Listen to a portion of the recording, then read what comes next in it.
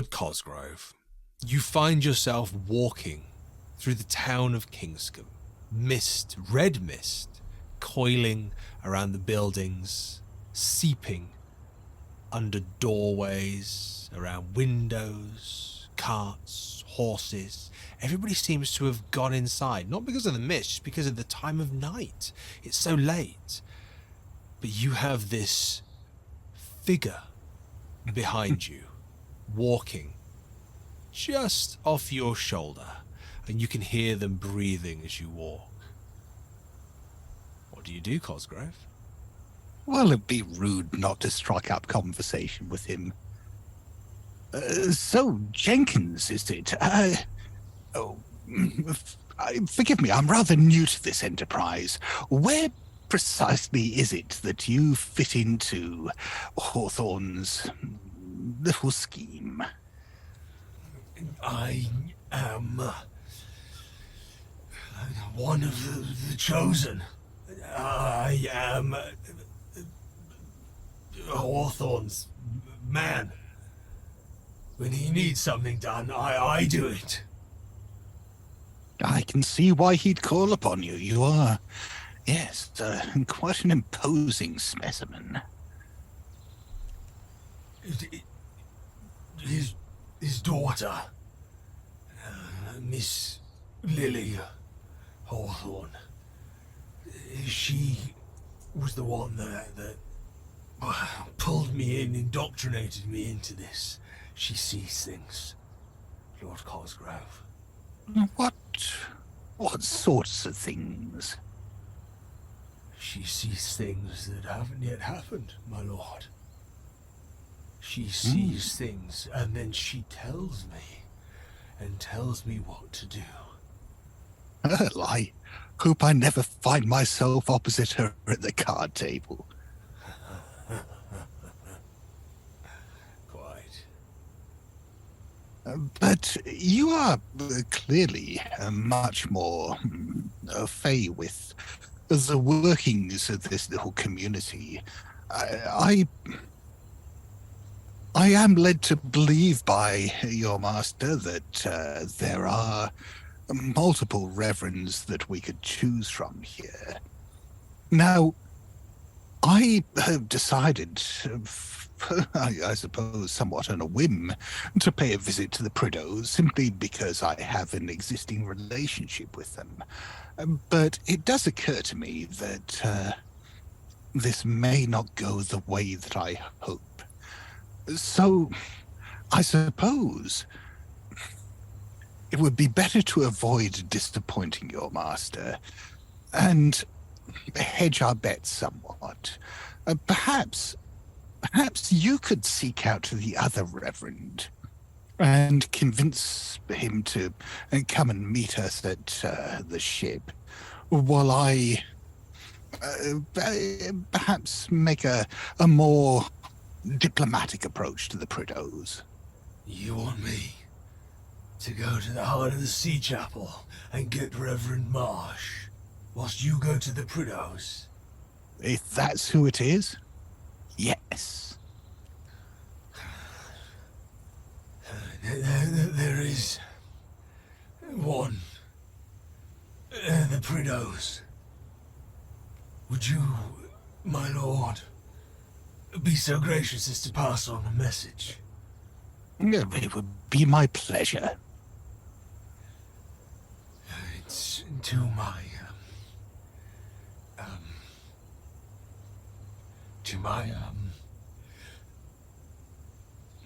intended. Would you tell her that I will come for her soon? Yes, I'm sorry, who would that intended be? Miss Anastasia Prideaux. She is my intended. She is going to be mine. I'm sorry, I wasn't aware of that. My association with the Prideaux family is more with Thomas, and he clearly has not kept me up to date with all the family news. Well, my congratulations to you both, and yes, I will be more than happy to play messenger for you. Cosgrove, I'm going to ask for one of two roles, and you're very welcome to offer me an alternative as well if you like. Yes. I feel like there is another opportunity for psychology here, but there's also an intelligence role which would give you some other information. You're very welcome to counter my offer if you'd like, with something of your own thought.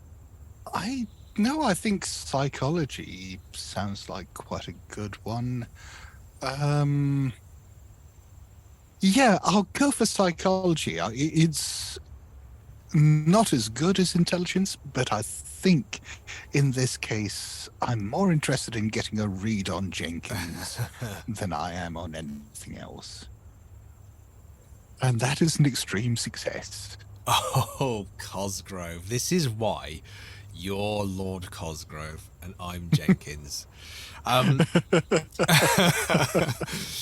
So, with an extreme success, firstly, in the way that you are speaking to him, in the manner that you are speaking to him, and when he's mentioned Miss Anastasia Prideaux and you have said, congratulations, great news, I'll pass on the message, he feels respected. You see that he feels a kinship with you. He recognizes you are his social superior, but you sense that there is almost a loyalty that seems to be bonding here between you and Jenkins. You take him seriously. Marvelous. But there is something with your extreme success that I'm going to give you as well, because not only do you see this monstrosity of a man before you, his eyes glowing red, this slight red mist peeling from his irises as he speaks to you, and as he speaks of Miss Prideaux with such horrific affection, you've just seen Miss Prideaux. Oh, yes. On the HMS Devonshire. Yes. Jenkins seems to think that she's at Prideaux Manor. Oh, this was not lost on me, and I am planning on using it to my advantage in the very near future. Then this is why Mr. Scott Dorward doesn't need an extreme success in Call of Cthulhu. Any success will do with this gentleman. He is the extreme success. There you go. There you go. And Jenkins, with this, you'll see him just almost kind of bow his head. Thank you, Lord Cosgrove. Thank you. And then he turns and he begins to run through the streets in a different direction to go and acquire the other Reverend. I'm sure that will go wonderfully. But meanwhile, I will make my way to Prideaux House with a bit more of a spring in my step now that I've realized that I have at least one tool at my disposal. And what a beautiful image as Lord Cosgrove turns and the red mist swirls around him and he walks confidently through the street. Up on the horizon, Cosgrove marches ever so confidently closer to Prideaux Manor. Thomas, in the black void, this water trickling beneath your feet, because the woman before you, hands on either side of your shoulder, is wet with seawater, dripping into this, what you are standing on, ground, not ground, surface of this body of water. But she looks at you, Thomas. Her face is rotten. Her flesh is peeling, hanging, dripping. But you can see the features, Thomas. You've seen this face in a nightmare. This is your mother. And she says, "You are like me." Mother? No. I am not like you. I am alive. I am real. This is not. This is not. What are Philippe? you mumbling, Thomas? Philippe, this is not real. You can't be here either. That's why it's a dream. You're dead, she's dead, I'm not here. Can I slap him? Nothing can harm me.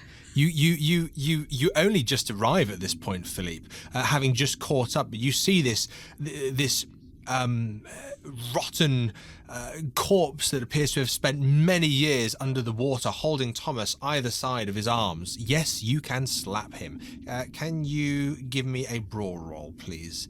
And it's not to dictate whether you actually hit him or not. It's in regard to, let's say, how hard, because he is still. Unless, Thomas, you'd like to counter, dodge. Thomas is starting to think that this isn't real. He doesn't have any need to dodge because nothing can harm him in a dream. But this isn't real. This is a dream. Please. Absolutely. So why dodge? Nothing can harm him. Well, in this dream, I made an extreme success. Oh. Thomas, you take 1 point of damage. As not only are you slapped, but as Philippe raises his hand and makes contact with you, you feel your entire body shudder, and you actually are launched off your feet, and you glide through the air for a moment as you see your mother's head turn, following you, almost turning to the point where it shouldn't turn anymore, but then it just turns just a little bit further, and then you hit the ground. But it's not ground, Thomas. It's water. Damn you, sir. What the blazes are... Ow! Wake up, Thomas. Ow! I am real. You are real. We are both alive, and you shouldn't be... Like, don't let dead people touch you like that. That's bad. Philippe, this woman turns towards you, and she looks at you. And she stares deeply into your eyes, her, with her hollowed sockets, eyes rotten, mulch, and she says, "You are like me." I'm nothing like you. You dead old bitch. Thomas, we need to get away. I'm gonna try to help Thomas to get up, and we're gonna try to run, like, away from that woman. Okay. Thomas is in no fit state to disagree. He's not arguing at all. Can you both give me a dexterity roll, please? Yes, of course, let's do that. Yeah, that's a hard success. A 13 bloody over hell. under 50. Well, as you're running together, I'm going to argue that... Philippe, what did you roll? Well, I failed. Right. And Thomas, you got a hard success. A hard success, 13 under 50. Well, I feel because Philippe came to pick you up, you're running together, there might be some balance here where your hard success, Thomas, is almost like a group roll, is pulled down, but Philippe's failure is pulled slightly up. So you are able to get to your feet and, shall we say, stumble away rather than run away. But as you turn around and you see this woman behind you, her arms reaching out to you, Thomas, Philippe, reaching out to you, you are like me. You're running. You turn, you run. She's in front of you. Okay. Jesus, this is no, other way, right, turn around, grab Philippe's arm, run in the opposite direction. She's in front of you. I'm just gonna face Thomas, and I'm gonna tell him, Thomas, just remember, you need to help out Charlotte. Oh. You need to help her make the right choice. She deserves better. And I will try to run towards the woman, and I will try to tackle her down. Okay, can you give me a brawl roll, please, Philippe? Yeah, of course, I love that. Thomas, as Philippe is giving you these instructions to look after Charlotte, she deserves better, and then charges at this sea-rotten woman that is your mother. What do you do, Thomas?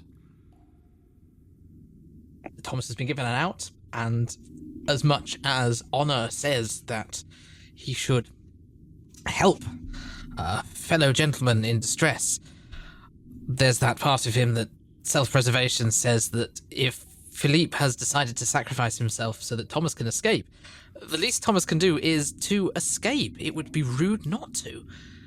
And of course, Thomas has all intentions of helping Charlotte make the right choice, whatever that might be. I'm sure it will come up at some point, probably choosing a dress or something similar. Thomas is going to take 30 seconds, look at Philippe and says, I'll help her with that damn choice. and run off in the opposite direction. The gentleman as ever, the archetype of societal gentlemanly behaviour, which we've come to expect from Lord Thomas Prideaux. Philippe, can you tell me what your role was, please? I rolled an extreme success. And what was your intention towards this rotten woman? Was it to pin her down or was it to fight her? No, it was to pin her down. I just want to give the opportunity for Thomas to run away and maybe escape in some way. Yeah, okay. So Thomas, you begin running away. You're running from this figure who seemed to appear in front of you, then in front of you, then in front of you, then in front of you. But Philippe has pinned her to the ground. Philippe, you pin her to the ground. She raises her face towards you, and her teeth snap as if she's trying to bite you. Occasionally she stops, and you catch a word. She keeps repeating this sentence. You like me. And she's biting as if she's biting for your face or your neck. But you've pinned her down, you're holding her there. If you look over your shoulder, you see Thomas running away. Thomas, you run and you run and you run. And then all of a sudden, mid-run, the next step you take no longer holds its form on the surface of the water, but falls into the water, and you are submerged in the water. You take a second, your eyes blinking, looking around, shards of light in this dark water. You feel something on your leg, something that pulls on your leg. What do you do, Thomas? Slowly looking down. Thomas would have fallen asleep in the clothes he wore in the ball. I don't think Thomas would have had the headspace to change. Which means it's very likely that Thomas fell asleep with a horse pistol tucked down the back of his trousers. Is it still there? Can you give me a luck roll? No. That is a 91 over 28. That is a failure. Can I spend all my luck to make that less of a failure? I'm No? afraid not. No. You feel this tugging on your leg, Thomas. You reach round, looking for this horse pistol, submerged in water, almost held. I'll tell you that as you look up, you can see this light, a big white light, almost breaking through the water above you. What do you do? Fighting to free the leg, Thomas is going to try and swim upwards. How do you fight that leg off, Thomas? Are you brawling this? Is it contested strength roll? What would you like to do? I think Thomas is going to try and put Charm. his other foot over... Well, gaming. I'll play it to dice. It's going to put his other foot on top of whatever is gripping and try and use all his strength to push it off. So I think it is a contested strength. Okay. Could you give me a strength roll, please? That is a 37 under 50. That is a regular success. Ooh, well, I rolled a 50. So you are strong enough. But Thomas, I'm going to give you something as you win this contested strength roll. This hand reaching up. It's not the hand of the woman that Philippe has pinned to allow you this escape. It's a man's hand wrapped around the heel of your shoe. And as you push off, you kick with your other shoe. You're actually kicking off your other shoe. You're launching out of your shoe, but as you look down, as you push yourself up towards the surface, you look down and you see the face of the person holding your shoe. As they say, "Find me!" Indeed, Thomas. It's the face of your father. And as you burst out of the top of the water, you, Thomas, wake up. But Thomas, you wake up in water.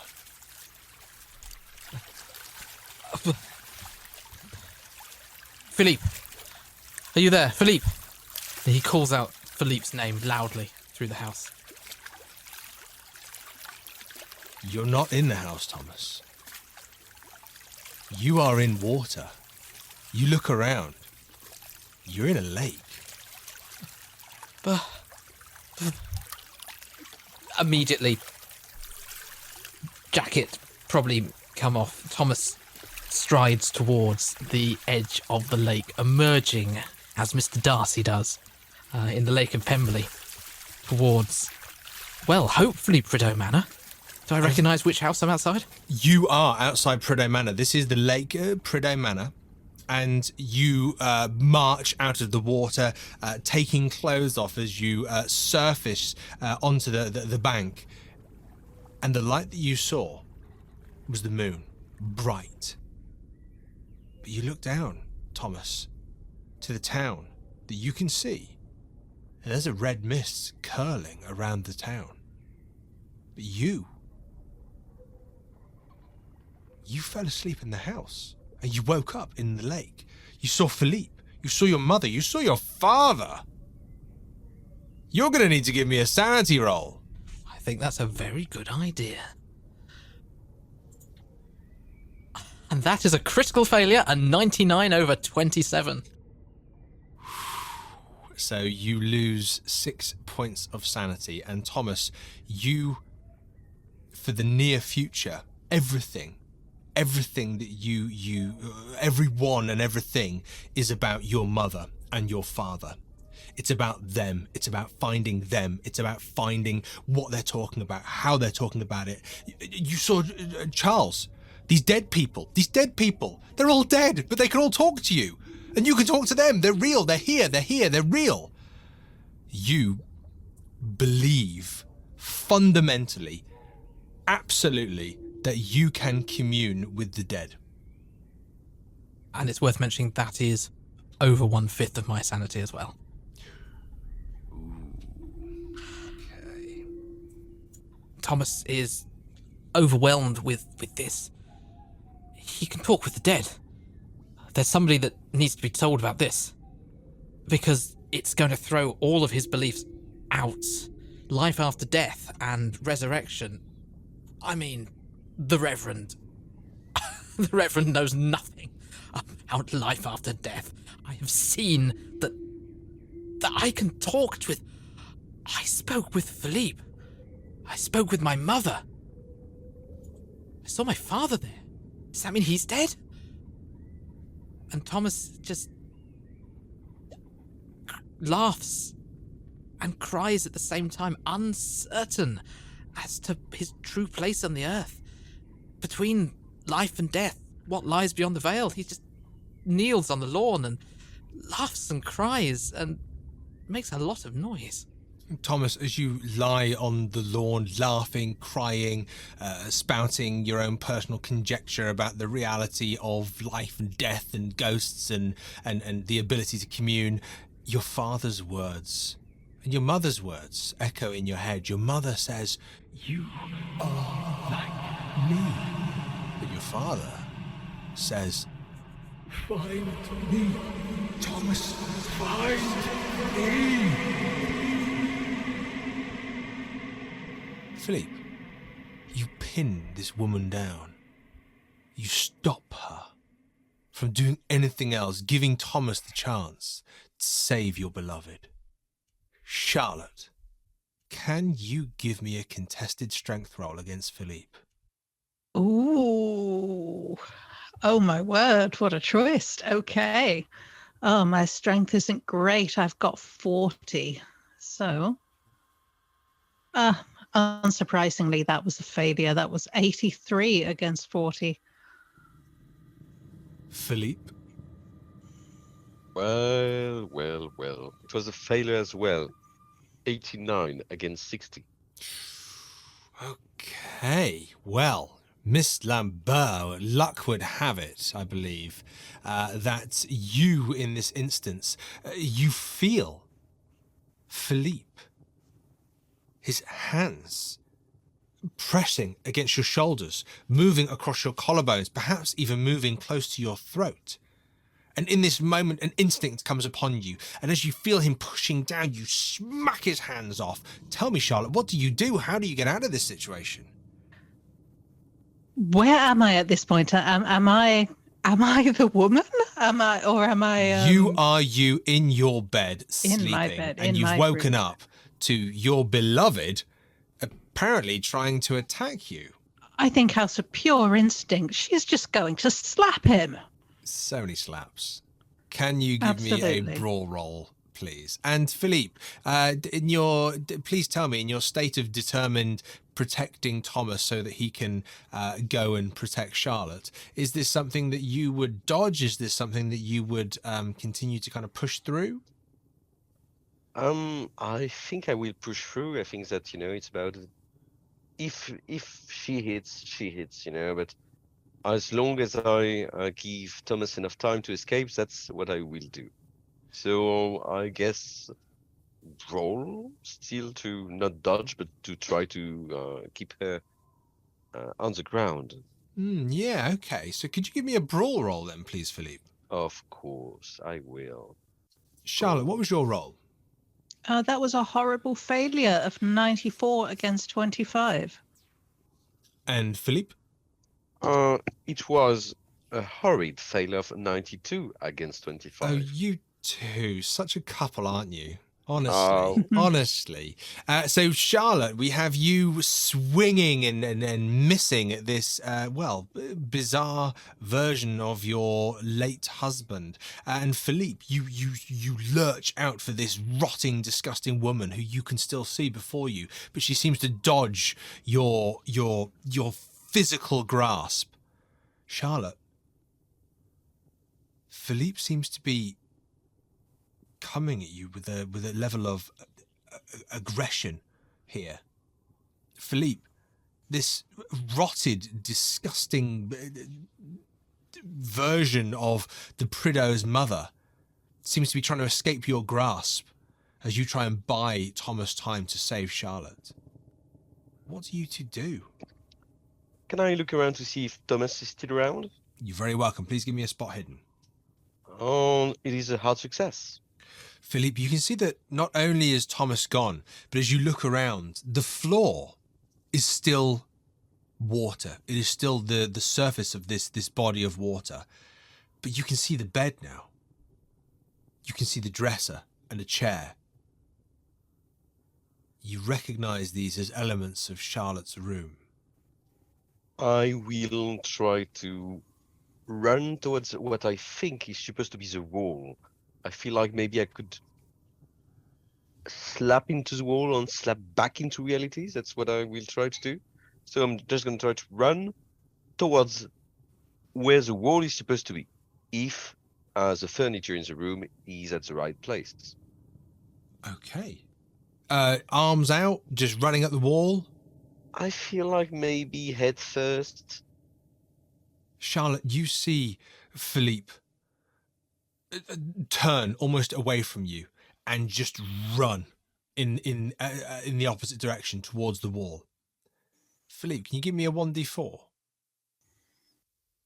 Yeah, of course. I will gladly do so. 3. You run at the wall and you crack your head into a beam so hard the sound ripples through Prideaux Manor and you drop to the floor. Ah, bloody hell! Am I back? Am I back? You see Charlotte standing at the other side of the room, somewhat fearful of you, Philippe. Oh, Charlotte, my dear, I'm back. I'm back. I think I cracked my skull, but at least I'm back. Philippe, what the hell were you doing? I just saved Thomas' life. No, you didn't save anybody's life. Of course I did. But there's only me here. You attacked me. I pinned the dead woman on the ground, and then he was able to run away. No, Philippe. What on earth is going on here? I think by this point she's kind of disentangled herself from the bedclothes, and she's kind of backed off into a corner, because this is not the Philippe she knows. Definitely not. He is lying on the floor with a cut in his forehead and his brow, with blood essentially running down his face as he's kind of smiling and saying, "I fought this woman off. I saved Thomas." And he does look quite unhinged, shall we say. Thomas, lying on the lawn by Prideaux Lake, outside of the manor. What do you do? Knowing the basic floor plan of the manor, can I see which window might be the Reverend's room? Yeah, absolutely. You've been to the manor. You've stayed there a couple of nights, even though you've stayed elsewhere, as we're aware. But you know the Reverend's window. In fact, it's the window that has a crack in it because someone threw a stone at it. Well, Thomas is going to emulate whoever that was, and by gathering up a couple of smaller rocks on the floor, is going to try and wake the Reverend with a barrage of masonry. Well, then, if you could give me a throw roll, I'd be mightily impressed. Ha!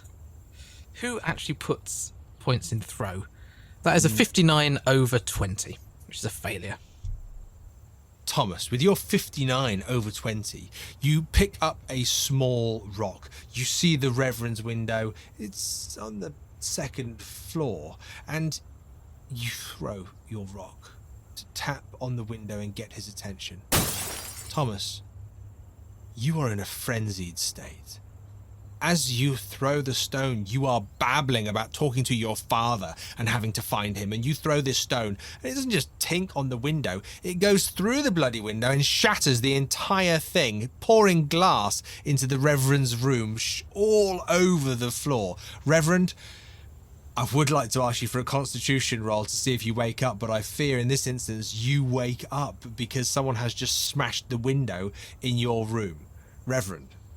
The Reverend wakes up with a start, and he can't remember the name of his footman, let alone anybody else. He goes, and he'll just jump out of bed and see what on earth is going on, fumbling for some kind of matches or candles or some kind of thing that we probably didn't have in Regency era for lighting candles. Could you give me a luck roll, please, Reverend? Sure. 33 versus 44, that's a success. Well, that's good, because that was to see whether you jumped into the glass on the floor. You do find the matches. You don't jump into the glass, but you do, very luckily, jump onto the floor, the other side of the bed, not next to the window. You do find a match. You're able to light a candle, and you're able to see where the glass is, and you see that your entire window has been shattered, and there is not a wind, but there's a breeze. What do you do, Reverend? For heaven's sake. He's going to go to the window. He realizes it's the middle of the night, and he'll just look out and try and see who's there. You see your rather troublesome nephew. The Reverend's heart sinks. Thomas, in the moonlight, can you just describe what you look like to the Reverend? A long, bedraggled, soaked white shirt, clumping up slightly around the bottom, pantaloons without stockings, one shoe buckle lost somewhere, sideburns hanging limply by the side of his face, and cravat sort of in a sort of bundle on the floor. He squelches as he walks. If this were a comedy, a frog would jump out from behind his ear and walk off, but this is cosmic horror. It doesn't quite work that way. And he is waving and hopping and shouting, "Truly, truly, I say to you, an hour is coming and is now here, when the dead will hear the voice of the Son of Man, and those who hear will live. I am hearing the voices. I have communed with beyond the veil. Uncle, this is all you have spoken of." The Reverend just looks and casts his eye out. "Master Thomas, this is hardly a time for revelation. Please conduct yourself in a manner fitting of your stature. Do come in. What are you doing? I mean, I am very pleased if you have baptized yourself tonight and you feel refreshed. But perhaps we could discuss this in the morning once I've got some sleep, young man. I thought you, of all men, would be intrigued to know that I have seen my father, your brother. I have seen my mother, your sister-in-law. I have seen Monsieur Lambert. Still not quite exactly sure what relation he is to us, but still. I've spoken with the dead. I have communed. Well, come inside, Thomas. You don't need to proclaim it to everyone. Oh, let the world hear. I have a gift to share. As do we all, Thomas, but really the middle of the night is not quite the time for sharing and caring. Do come in, boy. Do come in. Reverend, can I ask, you're very welcome to make a role here in terms of Thomas's psychology, even his physical state, even just using your own intellect. Or not. You're very welcome to just run downstairs and meet him where he is, or bring him inside the house. Or go back to bed. The Reverend is kind of wishing he had a rifle or a shotgun nearby and make that kind of roll to shoo him off the premises. He's been clearly drinking. One hopes that he has found some true delight, but it is neither the time. So he is actually going to sadly put a dressing gown on, open up his door, and hopefully Thomas hasn't woken any of the servants, and make his way down. Reverend, you exit the Prideaux Manor through the front doors. You bring yourself round the side of the manor, walking on the gravel that surrounds the property before you get to the lawns, and you find Thomas Prideaux standing there, babbling, talking about ghosts, talking about his mother, your sister-in-law, his father, your brother, speaking to a dead Frenchman that you can only assume is Miss Lambert's, well, past beloved. But that's not the only thing you hear, Reverend. Mm-hmm. You hear a voice from over your shoulder. Lord Cosgrove, what is it you say as you arrive at Prideaux Manor? Have I arrived at an inopportune moment? The Reverend goes, I'm sorry, and he hold the candle up. Ah, Reverend, just the man I came to see, but this wasn't quite how I was expecting to find you. Oh, Cosgrove. No, you were at the party. Yes, I do believe Thomas has had a terrible reaction to the scene that we. What brings you to Prideaux Manor at this time of the night? It might be better if we discuss this in comfort over a drink. Do you think you might be able to restore your young nephew to some form of sense, or is he often like this at night? I would be amiss if I were to say otherwise. Master Thomas is young and fancy-free. I believe he's played some cards with you, but shall we go inside? I shall fetch Harris with a hot poker. See if that can bring Master Thomas back to his senses. Right to this way. I hope you aren't planning on reenacting the death of Edward II. One does feel like it sometimes. This way, Your Good Grace.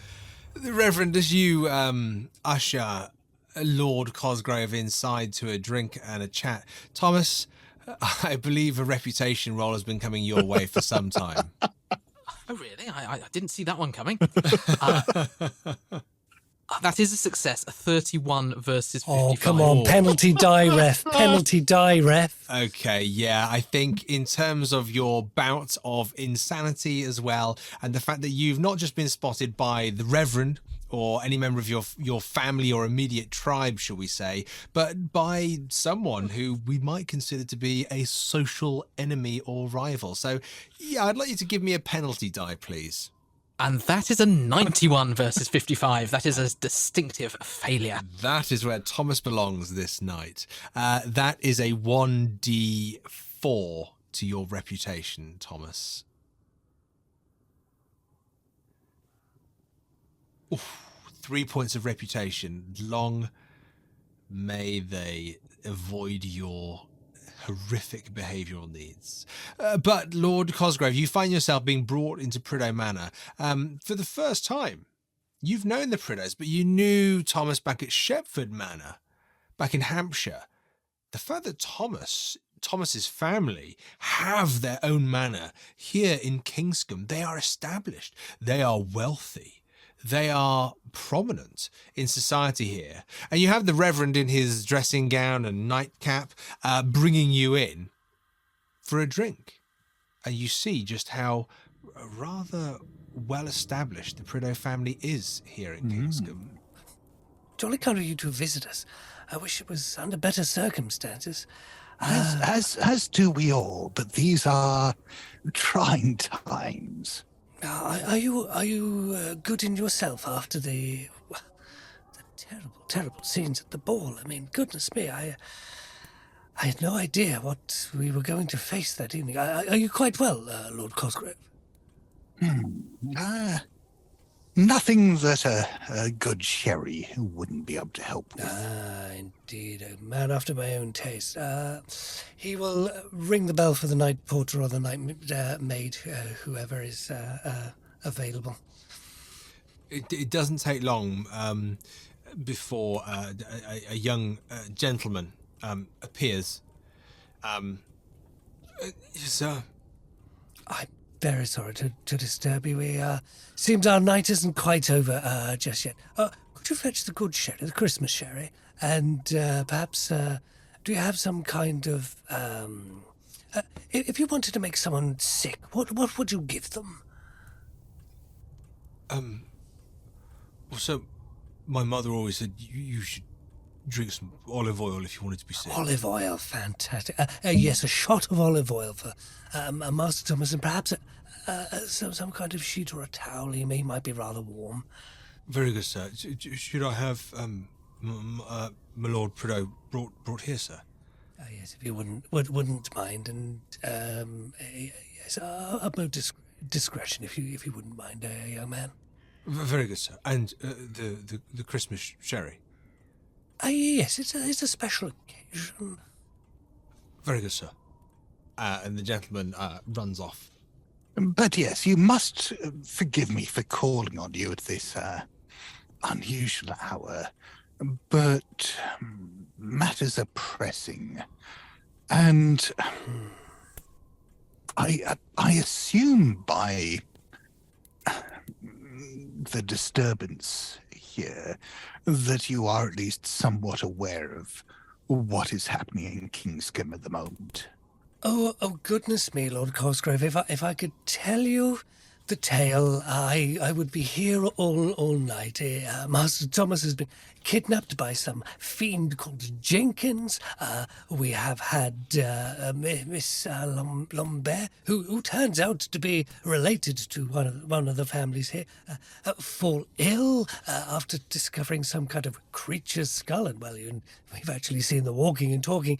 And we have Hawthorne and Dunn at the centre of these things. Well, you heard him tonight. I mean, threatening to become some kind of god and everything. And of course, we only know this one god above us all. And whatever he's meddling with here, well, you don't have to be a religious person to know that these are supernatural forces best left alone by man.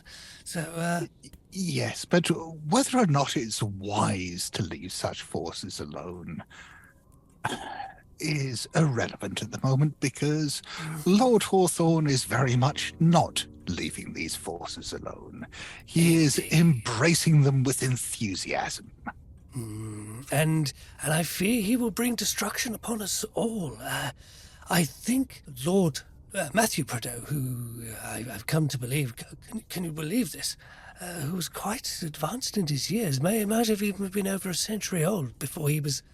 And he looks both ways and said, rumour has it he was done away with by Hawthorne and Dunn. But that is only a vicious rumour. I have yet to get to the bottom of this, and I fear he was the linchpin, the keeping it all together. With him out of the way, they've accelerated their plans for this.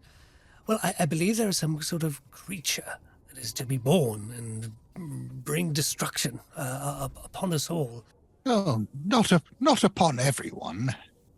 Oh, yes, of course. What did you call them? Disciples.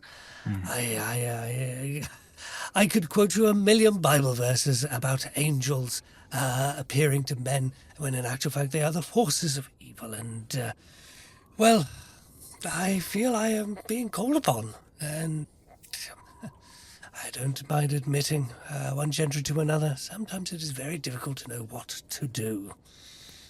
Could I ask the Reverend and Lord Cosgrove to just give me a quick listen roll, please? That is a failure by the Reverend, 89 verses 20. He is postulating. Too wrapped up in the conversation. On the other hand, that is an ordinary success for Lord Cosgrove.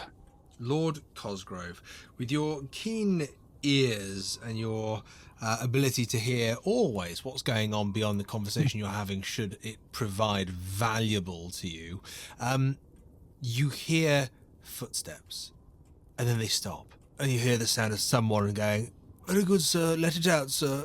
Very good. Very good. Yes, there you are, sir. There you are." As you continue your conversation, you hear Thomas Prideaux removing certain substances from his body via the use of olive oil. I believe your nephew may be joining us soon.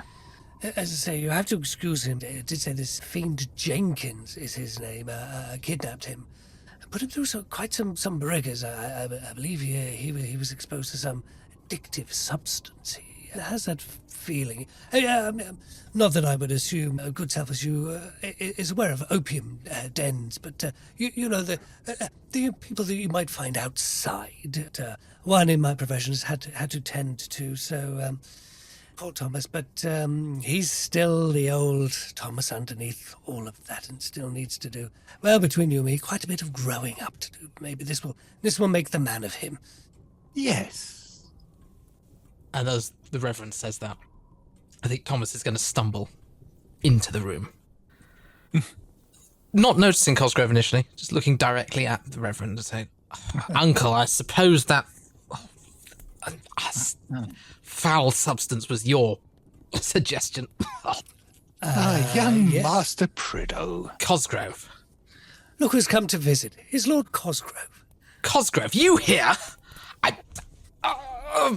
Yes, how pleasant. Uncle?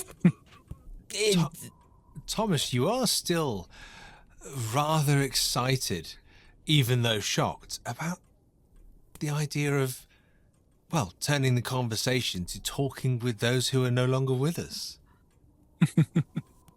Uncle, this is most exciting to have Lord Cosgrove here. I cannot express my pure delight.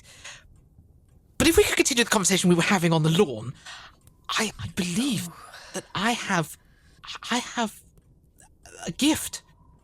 I have been able to commune with those who are no longer with us.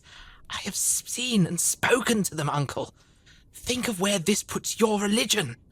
Think of what this means. I could find our father. Yes, you mentioned that.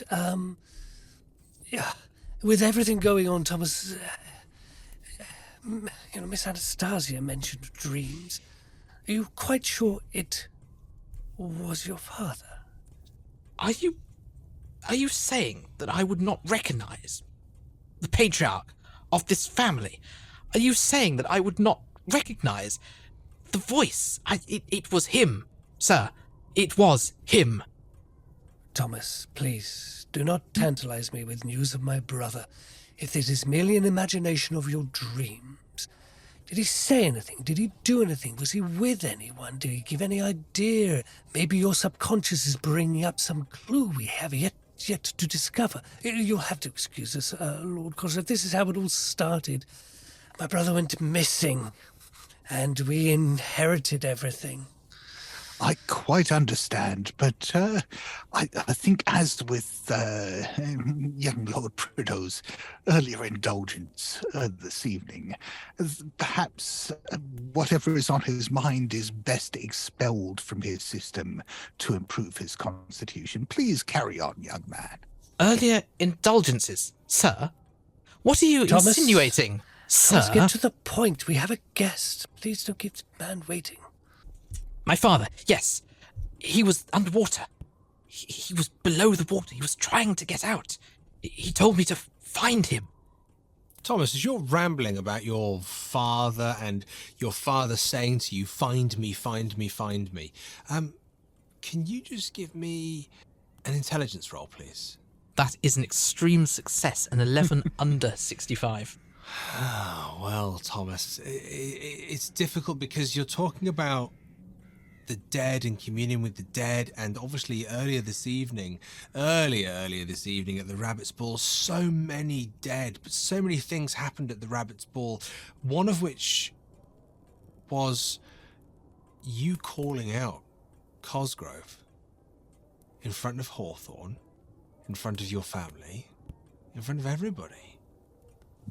And he ignored you. He watched you as you stumbled in blood and fell to the ground and embarrassed yourself in front of everybody.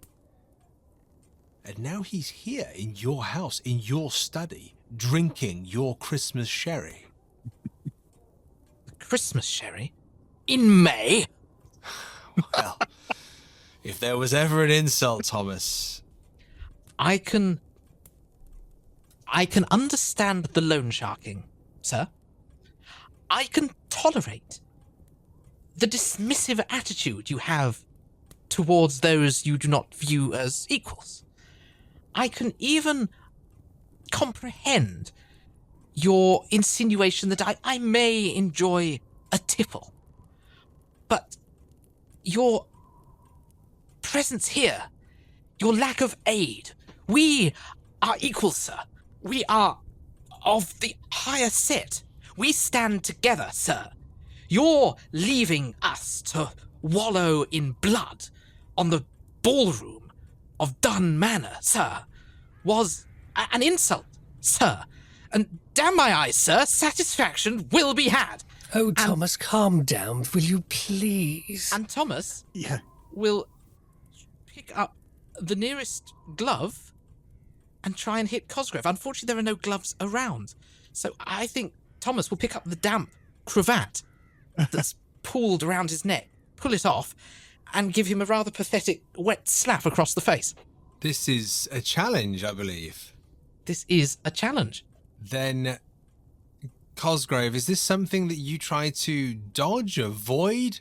I think I do, because, yes, this is not something I have the time or the will to deal with at the moment, so yes, I... Absolutely. Do Please give us a not. dodge roll. Against the odds, yes, I do. And how do you dodge this? Is it moving out of the way, or do you grab his wrist and stop him, Lord Cosgrove? What is it you do? I think what I do is I'm sitting there just drinking this sherry, and obviously young Thomas is a bit highly wrought at the moment and is waving this wet cravat around. I think what I do is just lean back in my chair and just let it pass in front of my face, almost as if I didn't realize it was there. And then take a sip of my sherry and say, young Lord Prideaux, before you get too carried away, You also seem to be very interested in your father's affairs from beyond the grave. How would you like to have the opportunity to settle them? Do not think that you can talk your way out of this, Cosgrove. Say your piece, and then... And then we'd be very glad if you would stay the night, if you would be so kind as to honour us with your presence, Lord Cosgrove, unless you have made other arrangements. I'm afraid there may not be the time, because goodness. Events are emotions that affect, well, all of us. And I don't think many of us will be sleeping tonight. But I would just like to answer your young nephew's question there. Your uncle, Thomas, leads me to understand that your father was perhaps murdered by his associates. Is that right? That is our understanding, sir, yes. Then, if you are in contact with him, and he is in a position to provide you with any further information and support, then I would wholeheartedly encourage you to try to make whatever contact it is that you were planning on making contact with, because I think events are afoot tonight that will require every bit of support we can get from this side of the grave or the other. Thomas, as Lord Cosgrove says this, your eyes stare at him, you burn into him. But you can't help but let them rise at the man standing behind his chair, leaning against the arms. It's your father, and he looks at you, Thomas. And when he speaks, you hear his voice next to your ear. Find me, Thomas. I can stop them. Thank you for joining us for Cult and Culpability. Remember, you can find us at www.miskatonicplayhouse.com, and you can also visit the main stage for other scenarios from the Miskatonic Playhouse, with links in the show notes below. Don't forget to like and subscribe to our channel, and support us on Ko-fi. That's ko-fi.com/Miskatonic Playhouse, where you can access exclusive shows and content for as little as £1. But if you can spare a minute to leave a review, it makes a huge difference to other like-minded listeners who will be able to find and enjoy our work. Until next time, when the curtain rises again.